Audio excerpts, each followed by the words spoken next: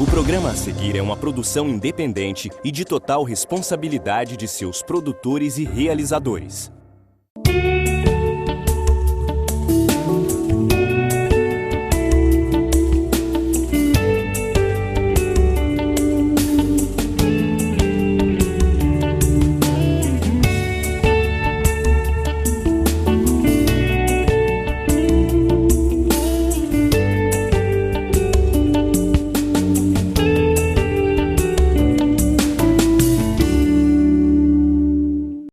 Olá, boa tarde. É com alegria que nós estamos iniciando esse programa ao vivo, o amor à vida.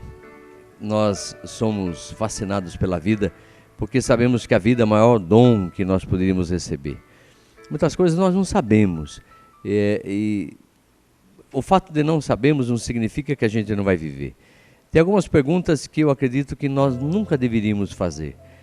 Perguntar, por exemplo, por que é esse o meu pai? Por que esse é minha mãe? Por que esse é o meu irmão e coisa assim? Por que eu nasci em Votorantim? Não é perguntas que a gente deve fazer. Agora, por que esse é meu pai, é a minha mãe? No sentido de dizer, devo amar o meu pai, devo amar a minha mãe, devo gostar daquilo que eu sou e estar aqui, portanto, em Votorantim e poder fazer acontecer a realidade do mundo melhor aqui, nesse convívio. Por isso, amor à vida, gostar da vida, saber que nós não sabemos de tudo, mas pelo menos a gente vai pensando, refletindo e mudando. Platão, que foi um grande pensador, ele dizia, não é feio mudar não, o que é feio é você não ter ideias para mudar. Então, como é bom você ter ideias e elas vão ser mudadas o tempo inteiro. Isso é dinâmico, isso faz bem, isso ajuda a crescer, ajuda a amadurecer e assim por diante. Então é uma alegria poder estar na sua casa, cumprimentando com amor, com carinho, com respeito e dizer a mim e a vocês, vale a pena viver? Sim, vale a pena. Mas eu estava dizendo, a partir daquilo que Maurice Blanchot vai dizer, que a vida é feita de perguntas e não de respostas, mas de perguntas interessantes, não de perguntas óbvias, né? Muitas vezes a gente não gosta de uma coisa e a gente fica, mas por que eu tenho que passar por isso? Não está ressignificando nada e não está sendo resiliente. Uma pessoa resiliente é aquela que entra no problema e sai muito mais forte do que quando entrou. Por quê? Porque ela aprendeu, ela foi inteligente. A pessoa inteligente, ela sabe julgar as coisas. Eu quero ler um trecho da palavra, nós estamos vivendo a Semana da Alegria, alegria de poder nos prepararmos para a festa do Senhor, que estamos para celebrar, lógico, de maneira significante, e sabendo que o Senhor voltará um dia, mas na primeira vinda ele veio e na segunda vinda ele voltará de maneira visível. Mas, portanto, eu não consigo entender que muita gente ainda não aceita esse Jesus, né? Não aceita como Senhor e Salvador. Porque nós não somos os salvadores de nós mesmos. Eu não consigo me socorrer.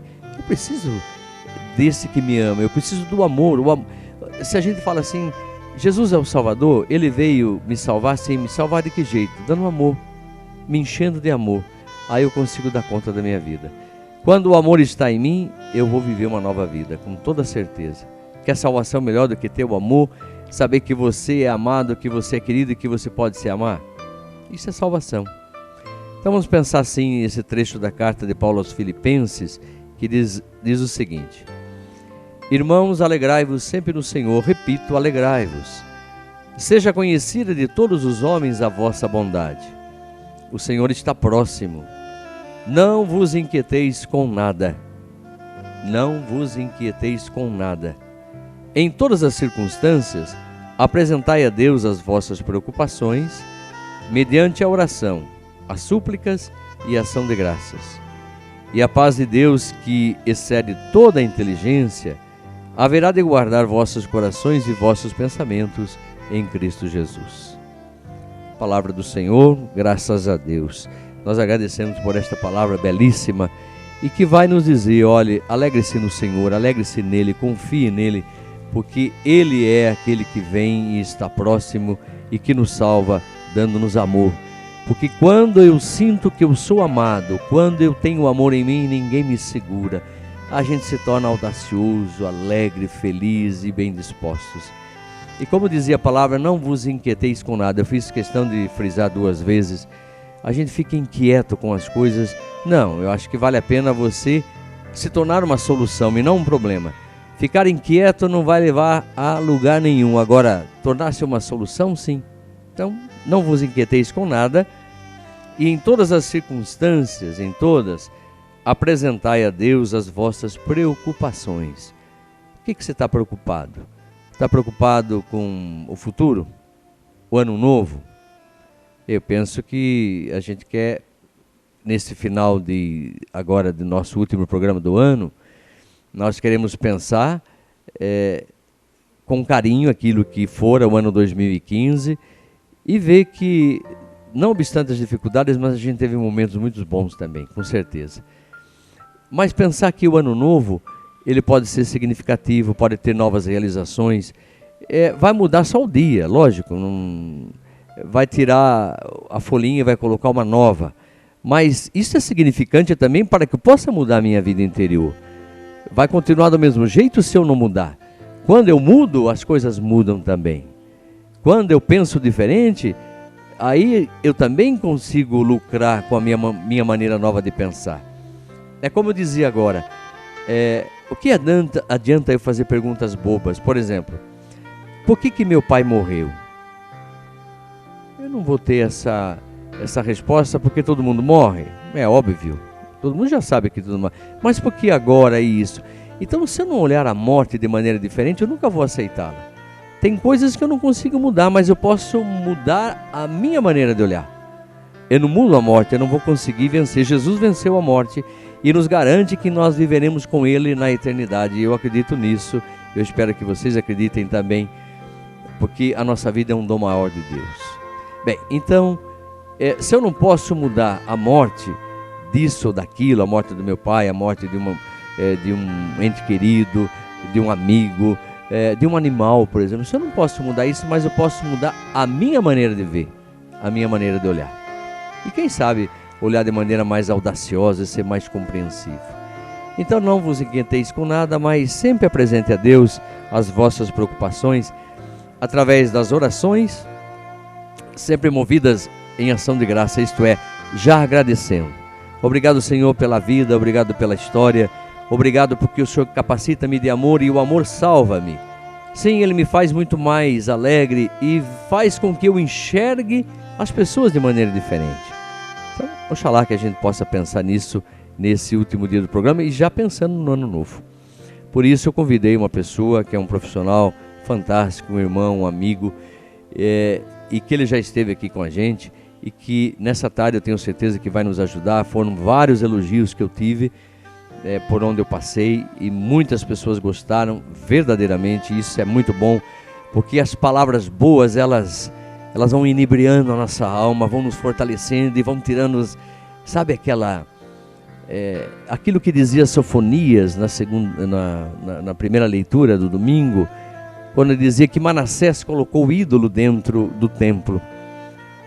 Manassés era um rei muito perverso e ele colocou um ídolo lá dentro, Astarte, que era uma deusa dos fenícios e que ela gostava de adivinhações, deusa da fertilidade, deusa da sexualidade, e o Manassés era um pouquinho assim.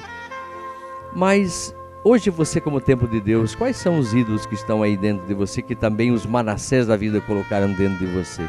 Acho que vale a pena arrancar fora esse ídolo aí, porque tem vários ídolos dentro da gente que estão nos atormentando e não vale a pena a gente viver assim. E eu tenho certeza que o nosso convidado vai nos ajudar a pensar e refletir. Seja bem-vindo, Luiz, mais uma vez. É um prazer, Padre Paulo, é um prazer estar com vocês. E quando nós falamos em mudança, realmente tem toda uma interpretação de que mudar incomoda. Toda vez que a gente precisa, né? Se a gente fazer uma analogia assim, lembrar em casa, eu preciso dar uma mudada aqui. Não muda sozinho no estalar de dedos, né? Precisa fazer força. E aí você pega aquele móvel velho, você fala, puxa, isso aqui já está há tanto tempo na parede, chegou até a marcar. É necessário dar uma pintura. Por que eu fui mexer nisso, né? Eu devia ter deixado como estava. Então, se você quer um novo, a mudança exige. E você falou uma coisa interessante, Luiz, porque ninguém quer sair da zona de conforto, né? E às vezes a gente acaba se acomodando, achando que lá é tão bom, mas pode ser que a gente encontre uma outra área de conforto e que seja melhor do que aquela.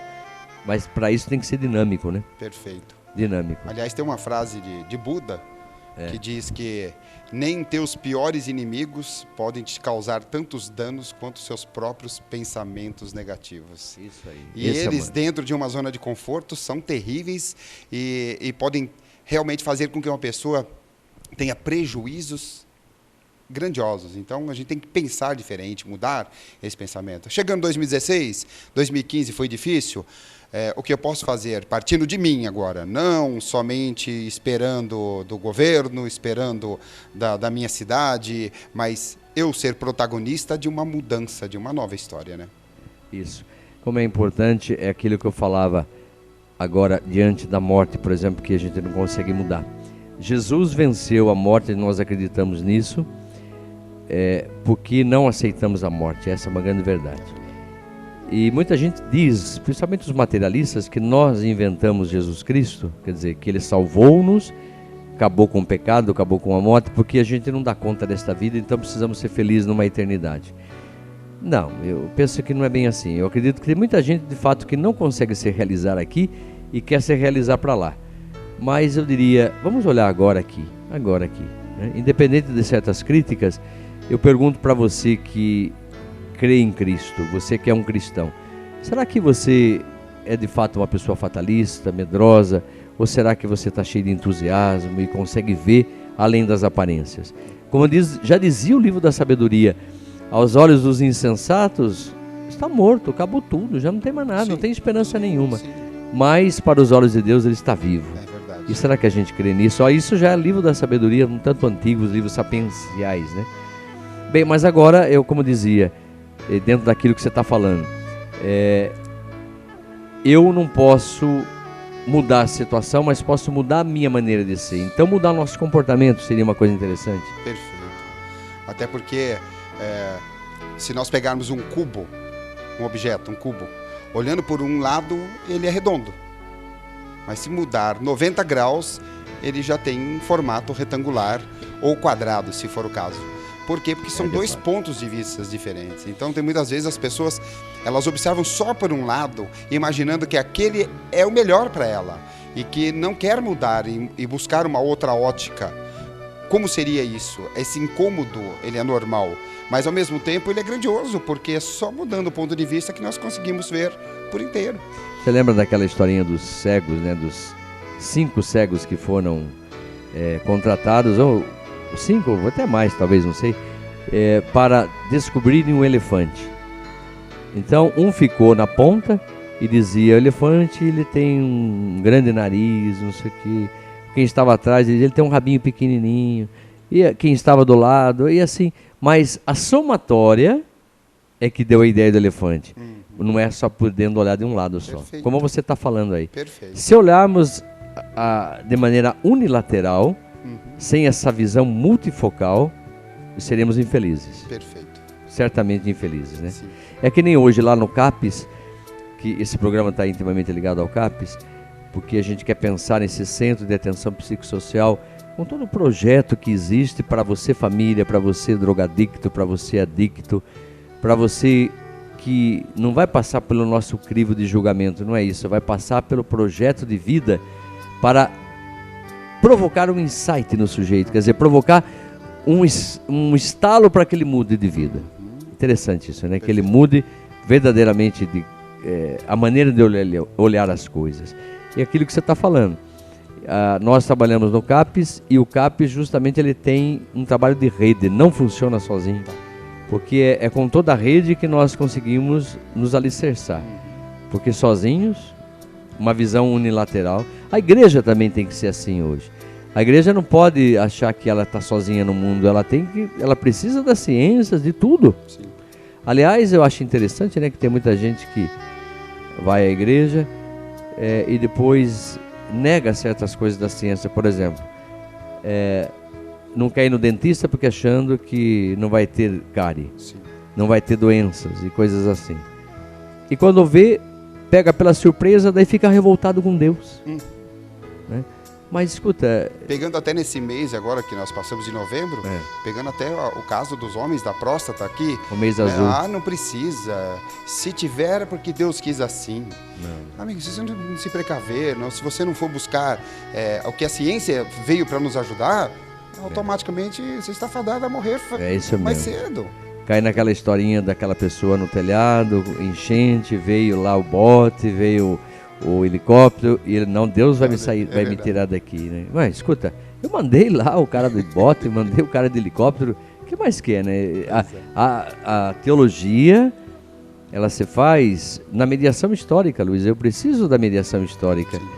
Deus não tem história nem tempo, né? Muitas vezes lá na igreja, às vezes as pessoas falam assim: Padre, eu gostaria que o senhor rezasse missa pelo meu marido que faz 5 anos que faleceu. Eu falei, mas o tempo de Deus não é o tempo nosso mais. Enquanto ele estava aqui, é o Cronos, 5 anos. Mas para Deus, como diz Pedro, um dia é como se fosse 1000 anos. E 1000 anos como se fosse um dia. Não tem isso. O Kairos é o tempo de Deus. E a gente precisa ter essa cabeça para entender. Agora, faz 5 anos que você o perdeu, tudo bem, mas faz 5 anos que ele está vivo. Eu acredito nisso. Porque se eu não acreditar nisso, eu vou sair correndo. Sim. E vou fazer outra coisa, né, Luiz? Essa maneira de olhar, de pensar e de refletir. Perfeito. Como eu estava falando, a gente está falando ano novo, mudança de vida, mudança de comportamento, maneira de olhar de maneira diferente. Quem sabe você vai dar umas dicas bem boas aí para nós que a gente pode pensar e refletir. Sim. Uma das dicas que a gente sempre fala dentro dos nossos processos de envolvimento é que quando uma pessoa pensa em mudança, automaticamente o egoísmo a faz refletir que a mudança tem que ser do outro, nunca nela. Porque se as pessoas mudarem, se o outro melhorar, se as pessoas pensarem de forma diferente, automaticamente as coisas vão melhorar. Só que a mudança precisa começar em mim. Nós dividimos em 3 etapas a grande evolução para que as coisas possam mudar. Primeiro, para que você mude o outro, é necessário mudar a si mesmo. Então, a mudança, para que uma pessoa possa pensar assim, você me fez pensar diferente, automaticamente ela precisa vir de você. Ninguém muda o outro se não houver a mudança em si primeiro. Então, nós vamos primeiro começar a pensar, e o que eu preciso mudar em mim? Uma das coisas inimigas dentro de uma evolução, de uma performance melhor, de uma atuação para ter um 2016 melhor, é ter as pessoas em volta da gente. Como é que eu posso querer grandes mudanças se as pessoas estão longe de mim, se elas se afastam de mim, se eu não tenho o carisma de me aproximar, de conquistar pessoas? Quando Dale Carnegie escreveu o livro Como Fazer Amigos e Influenciar Pessoas, em 1912, ficou colhendo informações até 1936, foi 24 anos pensando como é que eu vou fazer para que eu possa ter as pessoas do meu lado, não só na vida profissional, mas também na vida pessoal. Então, o primeiro mandamento é cuidado com críticas, condenações e queixas. E eu sempre faço a pergunta: criticar, condenar e se queixar afasta ou aproxima as pessoas? Se eu quero aproximação, se eu quero pessoas do meu lado, eu tenho que pensar no tom da minha palavra. Mas eu fiz uma crítica construtiva. Crítica construtiva é uma crítica que constrói um muro entre as pessoas. Sim, não existe crítica. Você está falando uma coisa, só fazer um gancho aqui. Outro dia, lá na comunidade, apareceu uma jovem senhora e que queria falar comigo. E eu falei assim, lógico que eu vou te acolher. Fundamentalmente, acolher não significa que eu sou conivente com a situação dela. Diferente. Eu acolhi e dizia, olha, não sou eu que vou concordar ou deixar de concordar, mas vamos conversar para ver se a sua atitude realmente é coerente, porque senão você nem estaria aqui. Claro. Então, mas é interessante o que você está falando, porque às vezes a gente faz críticas, mas não acolhe o sujeito. Porque seria interessante, vamos acolher, olha, eu quero acolher você, agora vamos conversar sobre o assunto.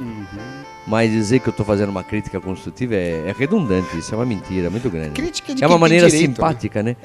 Sabe, Luiz, às vezes eu vejo assim, pessoas que falam assim, olha, eu vou falar uma coisa para você, mas não fique chateado. Quer dizer, ela quer já até dominar o sentimento que eu vou ter. Espera um pouquinho, olha, quando você quiser falar, você tem todo o direito de falar.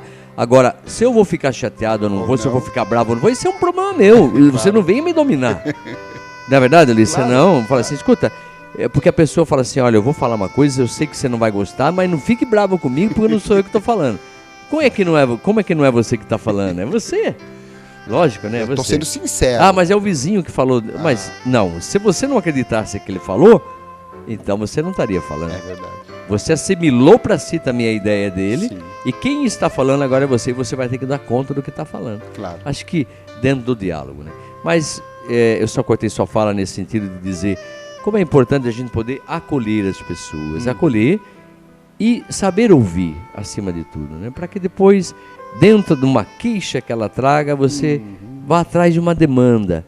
Que demanda é essa? O que está demandando esse processo que a faz infeliz, que a faz preocupada, inquieta e coisas assim? Que a coloca à margem muitas vezes, tão distante dos demais, e acolher é isso.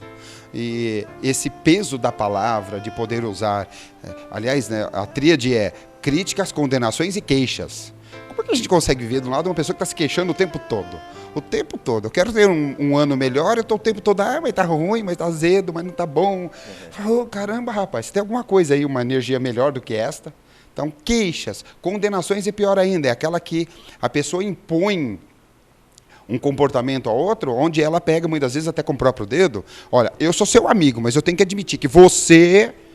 Nossa, é um peso muito grande. Então, o primeiro passo é, deixa eu pensar sobre o que eu estou dizendo. Crítica é um direito de quem tem, por exemplo, crítico de jornal, crítico de futebol, crítico de cinema. Ele vive para ganhar o dinheiro dele em achar detalhes. Agora, será que se eu disser alguma coisa que fique apenas criticando, nós costumamos dizer que a maioria das críticas que fazemos são dispensáveis. Se a gente pudesse não fazê-las, era melhor. Como diz um amigo, é uma crítica que não influi, não contribui e não diminui. Em nada. Em nada. O que eu estou dizendo? Eu estou dizendo apenas por dizer o que está causando a reação do outro. Eu estou agregando, eu estou acolhendo as pessoas. Então tem que tomar um peso, tem que tomar um cuidado com o peso que as palavras geram. Não, interessante o que você está falando, porque eu fico pensando, refletindo, como poder conviver no meio de uma sociedade na qual você dizia, hoje é uma sociedade líquida. Aquilo que era sólido antes, Luiz, tá ficando líquido, não é sólido mais, cara. Sabe aquelas atitudes que você tinha, talvez há 20 anos atrás, você não tem mais elas hoje. Você mudou.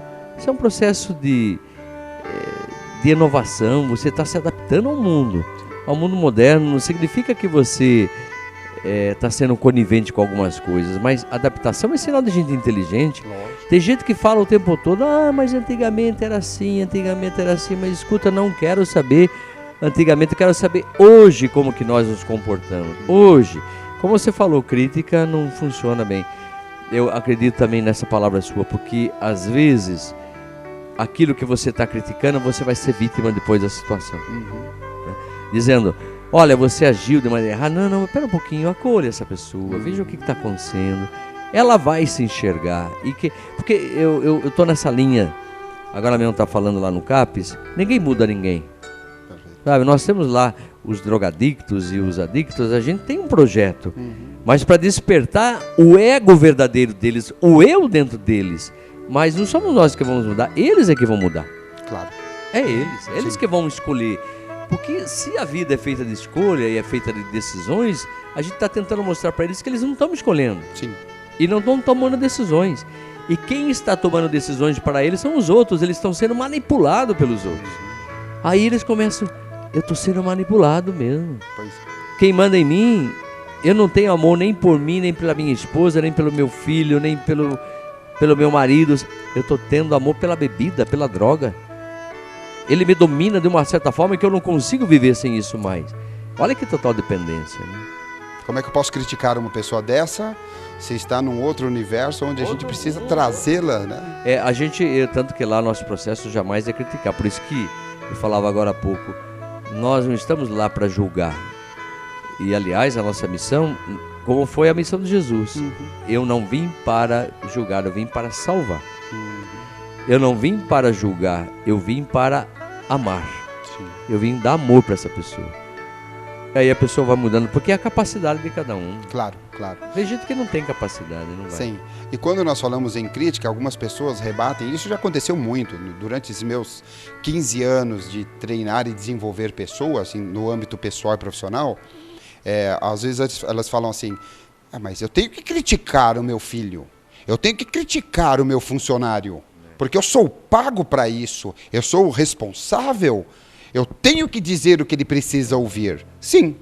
Mas se você mudar o seu jeito de dizer, talvez ele compre mais a sua ideia do que apenas apontá-la. Então existem várias formas de dizer alguma coisa que não está certo, que está errado. Mas é interessante que você está falando, por exemplo, eu tenho que criticar meu filho? Não, eu tenho que educar meu filho. Educar é diferente. Você sabe que... Eu tenho que resgatar o meu colaborador, o meu filho.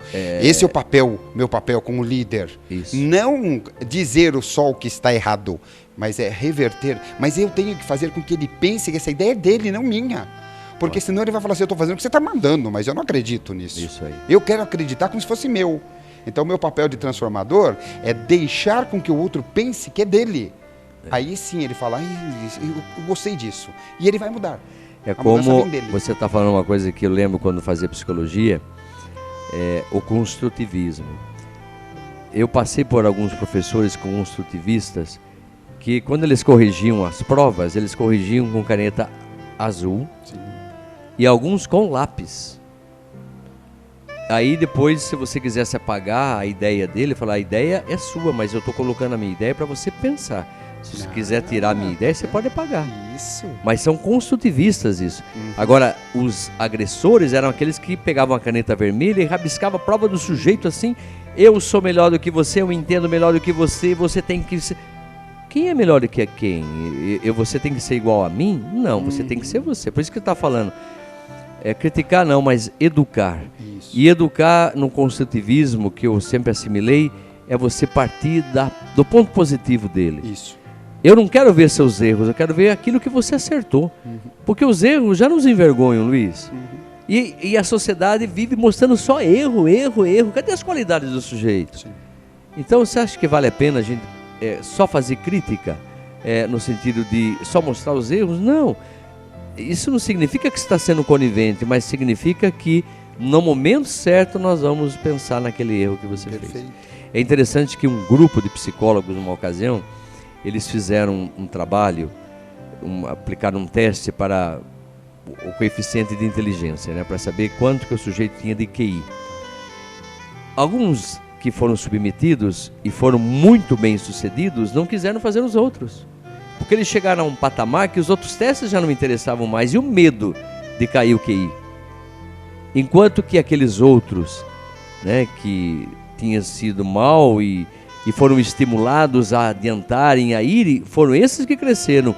E aqueles que supostamente se diziam inteligentes, não saíram mais daquilo. Porque e o medo de repente, eu errar, é como acontece às vezes lá na igreja.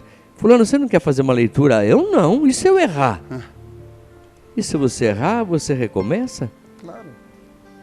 Mas aí que eu digo, né? Será que é humildade? Será que é orgulho? Eu falo, é mais orgulho, né? Medo de ser criticado, talvez. Né? Mas é interessante isso. Não sei se você concorda, né? Sim, até porque ninguém começa já tão bem assim. Todo mundo passa por uma adaptação. Eu, desde garoto, quando participava do grupo dos Marianinhos lá na minha cidade, ia fazer uma leitura e ficava preocupado, eu não posso, eu tenho que fazer bem feito, né? Sim. E aí, poxa, mas deixa eu entender que técnicas são interessantes na leitura para que as pessoas possam realmente me ouvir bem e que a palavra possa ser dada. Falar pausadamente, entender a palavra, usar a vírgula, tem pausa, colocar uma entonação quando a voz for de um terceiro, quando diz, e João diz, e você coloca uma entonação diferenciada, tudo isto é um treino. Mas aí a pessoa quer ser apenas fato, um leitor, um papagaio falou, de pirata? Como você falou, né? A pontuação é fundamental. Vírgula, 2 pontos. Eu sempre às vezes digo, 2 pontos, olha o que é que ele está pedindo. Paulo outro dia dizia isso, né? Olha, tem 2 pontinhos aqui que ele colocou no sentido de dizer, o que eu estou pedindo a vocês é que vocês cheguem ao pleno conhecimento de Deus e façam uma profunda experiência com Ele. Aquilo que Ele fez. Claro. Ele não está escrevendo aquilo que Ele não passou. É como ele mesmo dizia, Se Jesus Cristo não tivesse ressuscitado, nossa fé seria vã, eu ia me ocupar de outras coisas. Mas eu fiz uma experiência de ressurreição. Ele ressurgiu, a vida dele mudou de uma forma, então esse é o ressurreto. Esse é Jesus, né? Então, para dizer para nós como vale a pena trabalhar as questões que ajudam o sujeito a não ficar pensando só no erro. Crescer. Só no erro. Porque quantas vezes, para eu aprender a andar de bicicleta, Luiz, eu lembro que eu era moleque, nossa, rapaz, quanta queda, eu morava no Lago do Líder, você pode imaginar quanta ralada de joelho e coisa assim, mas chegou um momento que eu aprendi. Foram as minhas quedas que, agora, se na primeira queda eu reprimisse e colocasse, portanto, no reprimido, não ia aprender nunca, não ia crescer. E para andar também, acho que você deve ter caído muito, né? Muito, muito. Eu lembraria de alguma coisa minha que realmente ficou muito marcante, que era quando eu comecei a aprender a tocar violão. Que minha mãe me deu um violão, fui lá na loja, na época ainda do Baú da Felicidade, e me trouxe um violão e falou, filho, tem um violão para você. Aquilo, como doía o dedo, como doía o pulso, como criava calo e aquilo ficava calejado. Eu falei, mãe, isso aqui não é coisa boa não, mas não deve ser coisa de Deus, esse violão. Isso aqui é ruim demais. Mas se não for a persistência, se não for testar e treinar, automaticamente vai desistir. E as pessoas desistem muito fácil das coisas. Porque a primeira barreira de uma habilidade, de uma atitude melhorada, é justamente a frustração. Isso. Ela vem justamente para dizer, você quer continuar mesmo ou você quer parar? E a maioria param no meio do caminho. Isso é. E as críticas fazem isso, com que as pessoas não evoluam, elas param no meio do caminho.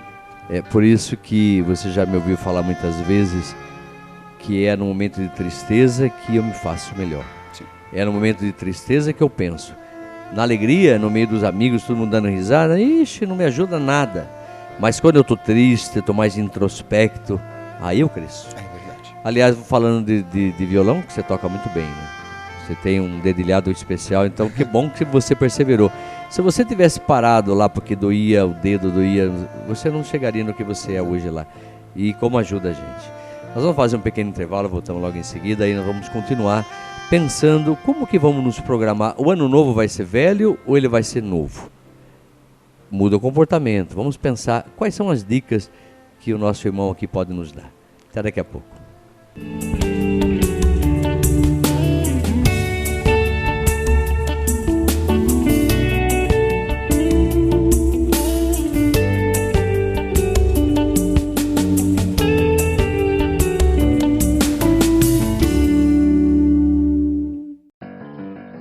Você fica constrangido quando encontra uma pessoa com deficiência?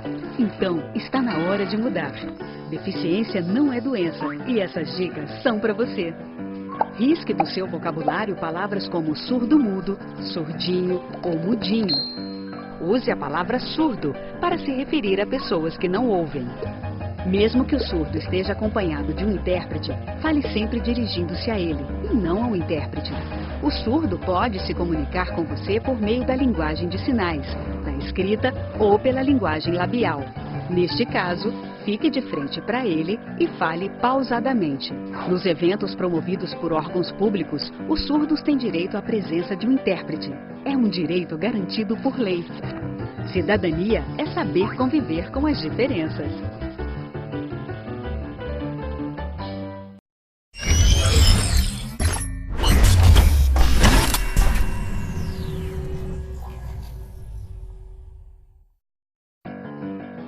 Você fica constrangido quando encontra uma pessoa com deficiência?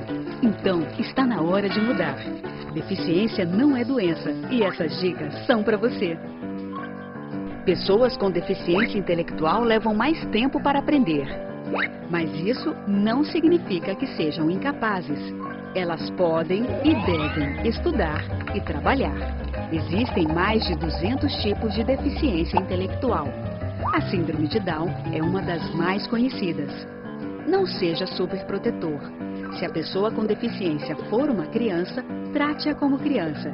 Se for adulto, trate como adulto. Ao pedir alguma coisa, se ela não conseguir fazer, mostre um modelo e certifique-se de que foi compreendido. E o mais importante, respeite o ritmo dela. Cidadania é saber conviver com as diferenças.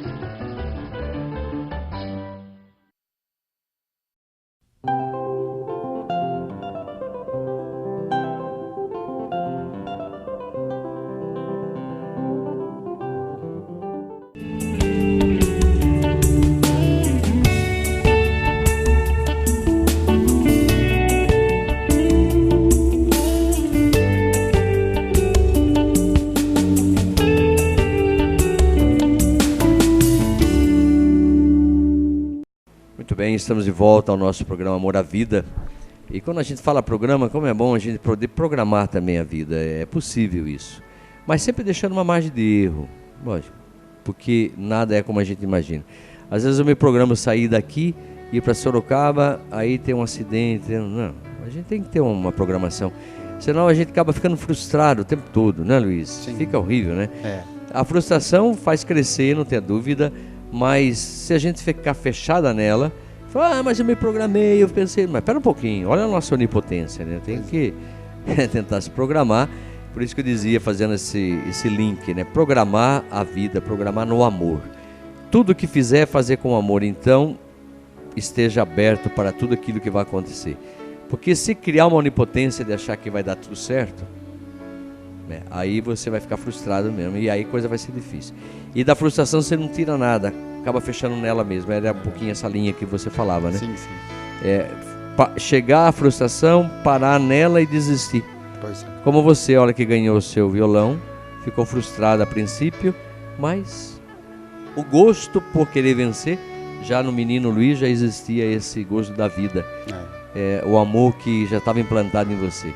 Identificações profundas, né, Luiz? Sim, sim. Porque quando a gente não tem identificações, agora há pouco estava lá no CAPES, fiquei sabendo de um rapaz de 20 e poucos anos que acabou cometendo suicídio, acabou tirando a vida.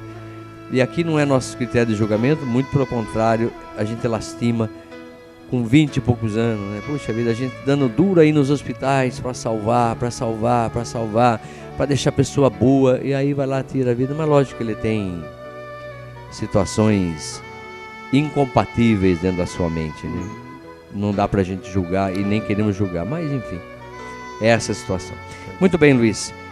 O que nós podemos conversar agora nesse segundo bloco, que logo já terminamos, passa tão rápido, mas nós podemos pensar, o ano novo aproxima-se, como eu dizia, não é só troca de folhinha, tem que ser diferente, uma perspectiva nova, isso é estímulo, por isso que a gente dorme e levanta no outro dia com uma nova perspectiva.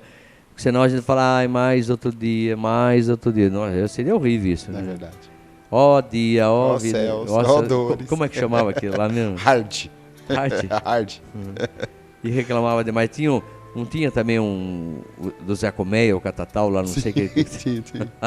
Isso é o tempo de criança. Né? Puxa, saudades, né? Sempre de coisas gostosas que a gente Mas era passava. quem falava muito, era isso mesmo. Era tipo de uma hiena que tinha, da né? Ó céus, ó dores, ó vida. É isso, uma hiena, é isso. Então, Luiz, principalmente o nosso comportamento com relação às pessoas, como é que a gente pode melhorar isso? Ok. Nós falamos que primeiro tem que segurar um pouquinho a língua em relação a críticas, condenações e queixas. Isso afasta as pessoas. Isso é direito de quem é crítico, que não está nem interessado no que o outro está dizendo, apenas de buscar erros. Mas os erros são evidentes, a gente vê o tempo todo. A segunda dica é, se eu consigo segurar um pouquinho o meu comportamento em relação a palavras que talvez não necessariamente precisariam ser ditas, eu vou começar a enxergar o lado bom, que é a apreciação. A buscar o que o outro tem de interessante. Eu costumo fazer uma dinâmica dentro dos meus treinamentos, que eu faço assim, ao sair hoje daqui, quando você for para casa, eu quero que você... A primeira pessoa que você ver na sua casa, você olhe para ela e diga 3 qualidades que ela tem. E aí dou uma pausa, o pessoal fica parando e pensando. Eu falei, como normalmente é à noite, os nossos treinamentos, eu digo, corre o risco de você não dormir e ficar a noite inteira pensando quais são 3 qualidades que ela tem. Que coisa interessante isso, né? Porque se for falar do defeito, na hora você Pois fala. é. Se fosse falar assim, procure agora então 3 defeitos dela. Dá para encher? Dá pra Eu encho 2 folhas fácil, porque é normal a gente conviver com o que o outro tem de errado. Isso parece que é até um peso da própria sociedade, e depois buscar erros, né? A gente se projeta no outro. Sem dúvida. Eu e estou na realidade projetando. não é deles, são meus. Se eu chegar lá e falar assim, nossa, Luiz, você é um chato. Eu que estou vendo vocês. É a minha maneira de olhar, é aquilo que eu... a minha especulação imaginativa. Porque é critério do meu julgamento. Sim. Porque para outra pessoa você é um cara excelente. Sim. Concorda comigo? Claro. Então, mas quem é que tá? Qual é o critério de julgamento? Das cabeças. Perfeito. Se são poluídas ou não poluídas, né? Sim. Mas enfim. A apreciação é isso, padre. Aí você falou isso de três, só pra gente voltar. 3 qualidades. Procure 3 qualidades na pessoa. Isso. E a pessoa tem coragem de falar, talvez? Então, se possível, diga outra. Não, agora você já está pedindo demais. Você quer que eu busque 3 qualidades e ainda diga para ela? Mas qual é o problema de dizer a uma pessoa: você tem um carinho muito especial ao cozinhar? Eu percebi isso. Eu sinto que a sua comida, ela não tem só um tempero. Vai junto um carinho, um amor pelo que você faz. Você acredita que se for a sua esposa, a sua mãe ou sua empregada, ela vai ficar chateada? Agora, é fácil dizer, copinho está mal lavado esse copo, hein? A gente acha fácil os problemas que a vida tem e os defeitos que os outros também têm. É fácil. Agora, busque o lado positivo. O que o outro tem de bom. O que ele faz que é tão bom? Como é que a gente ia se sentir? As pessoas são carentes de apreciações. Elas adoram ouvir coisas boas. Quando eu precisar dizer o que não está bom, eu vou ter o meu modo através de técnicas de como é que eu posso dizer, mas para que resgatá-la, para que ela melhore. Mas aprecie as pessoas. Todo mundo tem seu lado bom. Todo mundo. E a gente tem que começar a olhar com esses olhos. Você tinha falado no início do programa da importância do amor. Se a gente não tem... Mas o amor não vê nada de ruim. O amor, ele enxerga sempre o lado bom da coisa. Quando ele vê algo quebrado, ele fala, olha a oportunidade de juntar e de melhorar. Então, comece a olhar com esses olhos mais positivos. E é interessante, ajudando a você a pensar um pouco naquilo que o Luiz está falando. Olha, o amor é um dom, é uma virtude gratuita de Deus, é uma virtude. Fé, esperança, amor. Vem de Deus. Muita gente fala, não tenho fé, não tenho esperança e não tenho amor. O humano não tem mesmo. Por isso que Jesus veio salvar o homem. Essa é a salvação. Não é salvar do pecado, né? Não é parar com isso. Sabe essa coisa assim, eu estou em estado de pecado. Não, ele colocou amor no meu coração, aí eu começo a agir de maneira diferente. Porque quando eu amo, eu não vou trair, eu não vou roubar, eu não vou matar. Porque eu estou amando a mim mesmo, eu sei meu lugar. Se eu sou uma pessoa de fé, então eu consigo trilhar o caminho da confiança e não vou vacilar. Agora, se eu começar a pensar, não, eu sou um pecador, não, mas deixa sentir a força do amor dentro de você. Aí Paulo vai dizer nesse trecho, quando ele fala da fé, da esperança, do amor, ele vai dizer justamente isso. O amor não faz nada de inconveniente. O amor, nada de inconveniente. Ele não julga, ele não se apavoneia, né? Vira um pavão. Porque o pavão nem sabe por que ele tem aquele leque, ele está querendo conquistar a fêmea, né? Mas ele não fala mentira e assim por diante, né? O amor, tudo crê, tudo suporta, tudo espera. Vale a pena a gente ser salvo pelo amor. Jesus. Perfeito. E a base disso, eu sempre falo que quando você começa a olhar com os olhos da apreciação, nossa, como a gente vê o outro numa riqueza. Aí eu fico pensando, só essas 2 primeiras dicas. Eu começo a pensar sobre o que estou dizendo em relação às minhas críticas, que inclusive são elas que impedem as apreciações. Por que eu não aprecio mais? Por que eu não vejo o lado bom dos outros? Porque eu estou coberto de buscar os erros. E é interessante o que você está falando, porque às vezes a gente fala assim, olha, eu gosto muito de você. Né? Sabe, quais são minhas qualidades então? Gosto? Não, mas eu quero fazer uma crítica. É interessante, sim, né? Sim. A gente nunca chega a falar assim, olha, hoje eu quero falar de você, Luiz. Como eu falei agora, você toca muito bem violão, você fala muito bem, tem uma postura de desenvoltura para falar, não tem vícios de linguagem. Estou percebendo, estou observando você aqui. E com isso traz para aqueles que estão te ouvindo o prazer de ouvir. Sim. O prazer de repensar também os seus valores. Então são qualidades. Agora, a coisa pior que pode existir, Luiz, é quando alguém chega diante de você e fala, olha, eu quero falar uma coisa para você, sim. Eu gosto muito de vocês e tal, mas... E começa a descarregar um monte de coisa que você, só por criticar, eu tô pegando esse gancho seu aí, só por criticar não vê qualidade nenhuma. Pois é. Não consegue superar, não consegue entender. Eu falo muito lá na comunidade, se eu tiver 10 qualidades, eu quero ter 10 defeitos para a balança se equilibrar. Porque senão, se as minhas qualidades forem maiores, eu vou pisar em você. Sim. E se os meus defeitos forem maiores, eu não entendi a vida. O que eu estou fazendo aqui? Estou vivendo no ostracismo, colocado à parte de uma sociedade. Quer dizer, não estou entendendo nada da dinâmica da vida. O amor não está fazendo efeito na minha existência. Sim. Então é o amor que a gente pede. Perfeito. Por favor. Como nós queremos um 2016 melhor, pensando em tomar cuidado com as palavras em relação às críticas, sendo uma pessoa que aprecia. Agora, cuidado com a apreciação. Ela tem uma armadilha. Apreciação, bajulação. Apreciação sem fundamento. Exemplo. Puxa, você é tão bacana. Puxa, muito obrigado, mas isso não é uma apreciação. Isso não é um elogio. Isso é um comentário. O que é um comentário é diferente de um elogio. Um elogio bem fundamentado é aquele que tem qualidade mais evidência. É aquele que eu digo, a sua postura como comunicador, principalmente na leitura do Evangelho, onde falou sobre a transformação, me fez refletir sobre os meus atos. Você realmente é uma pessoa influenciadora. Eu estou dizendo que a qualidade de influenciador que eu estou te dando está embasada em cima do que você acabou de fazer. Então tem uma ação que gera uma qualidade. Evidência mais qualidade igual elogio. Quando a pessoa fala assim, eu faço muito elogio. Tá, por exemplo, seu cabelo tá bonito. Obrigado. Isso é um comentário, não é elogio. O seu cabelo tá bonito por quê? Porque caiu bem com o seu rosto, o corte te deixou mais nova, você teve bom gosto na escolha do corte. Aí já começa, até o cabeleireiro vai ficar feliz, porque foi ele que fez.